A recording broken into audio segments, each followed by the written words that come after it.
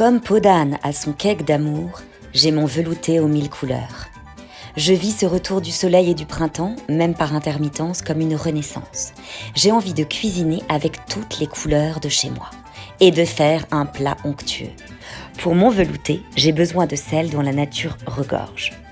Réconfortant à souhait, mon velouté est un plein de vitamines qui réchauffera nos âmes tièdes et nos journées insipides. L'ensemble des couleurs de la nature se glisse dans la soupière. Lavez et épluchez toutes les couleurs, coupez-les finement. D'abord, cueillir du vert, peler du vert chlorophylle, inviter le monde végétal pour rafraîchir, régénérer, tonifier, faire respirer notre plat. Émincez ce petit pigment le plus important de la vie sur Terre. Il regorge de bienfaits incroyables. Surnommé le sang vert, sa couleur booste, stimule, régénère, répare et harmonise. Faites fondre ensuite le vert émeraude de la forêt amazonienne avec celui de la canopée pour donner force et beauté de la nature à votre potage. Insérez du jade, bénéfique et apaisant pour sortir de la morosité ambiante. Ensuite, dégourdir du jaune dans une casserole pour égayer et faire rayonner. Safran, champagne, doré ou moutarde selon vos préférences. Écrasez quelques rayons de soleil pour inviter à l'élévation, à la vie et au mouvement. Pour un esprit festif, joyeux et raffiné, pressez le jaune champagne. Étuvez l'ambre pour s'ancrer dans la terre, invitez la sérénité et l'élégance à votre table et ramenez la chance, ravivez la confiance. Rehaussez le tout de jaune or pour ramener de l'éclat, de la puissance dans votre plat. Il donnera de la volupté. Agrémentez de jaune moutarde, plus audacieux pour créer l'intemporalité et vivre dans l'instant présent. Battre avec le safran pour obtenir une mousse qui parle de contrées lointaines et nous conduit sur le chemin du nirvana et de la sagesse. Notre jaune réveillera et ne laissera jamais personne indifférent. Il engage l'ouverture et le contact social, renforce l'amitié et fait fleurir le partage. Assaisonnez de lamelles de bouton d'or, de pissenlit et de mimosa pour relever le tout.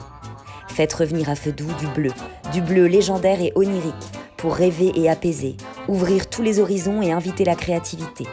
Quand vous obtenez un bleu immensité, qu'il soit azur, canard, turquoise, cyan, roi, marine, profond selon les doses, plongez dans des lagons de vérité, baignez votre esprit dans des eaux turquoises et voguez dans des cieux poétiques.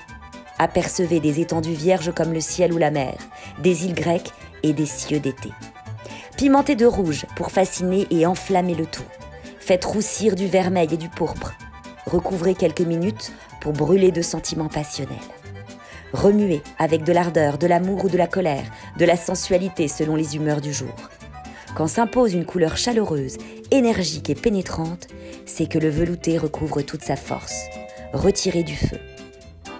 Poivrez de pigments d'argile et de latérite africaine, avec la couleur brique, pour réchauffer les cœurs et les esprits, jusqu'à ce qu'ils soient cosy, chaleureux à souhait. Pour donner un goût espiègle, faire ressortir les saveurs de l'enfance, couronner avec du saumon. Saupoudrez alors d'une pointe de délicatesse et de subtilité avec du rose. Cela sublimera un grand moment de vie, illuminera les matins tristes et favorisera l'intimité. Rose bonbon, pâle ou fuchsia, faites couler l'encre des poètes et des amoureux depuis la nuit des temps. Osez insérer quelques pétales de la fleur pour épaissir la matière et inspirer des vers. Servir bien chaud, c'est prêt. Pour accompagner notre velouté aux 1000 couleurs, on a immédiatement en tête le rouge d'une bonne bouteille. C'est ainsi qu'avec une pareille affiliation, un bon Bordeaux chargé de noblesse et de bon goût imposera l'élégance. Il relèvera toute la passion de ce plat, érotisera le tout. Le régal est à notre portée. Je déguste, je savoure. Et puis en quelques secondes, le ralenti ambiant prend de l'élan, de la vitesse, et me voilà dissolue dans un arc-en-ciel. Certains se noient dans des tapisseries, d'autres se baignent dans la lumière de leur maison ou de leur appartement. Les plus chanceux se rechargent de vitamine D dans un transat en dévorant les fleurs des yeux.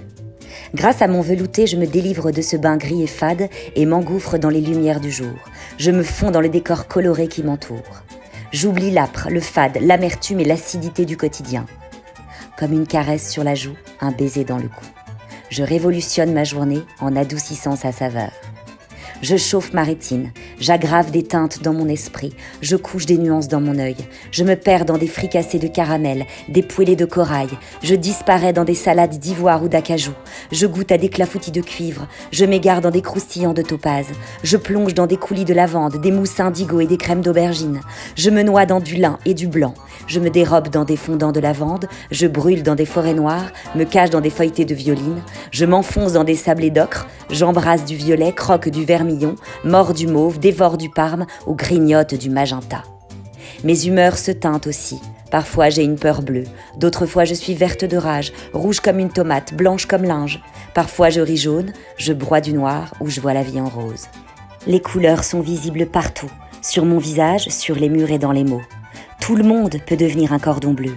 Il suffit de profiter du feu d'artifice et de faire exploser toute l'essence du monde.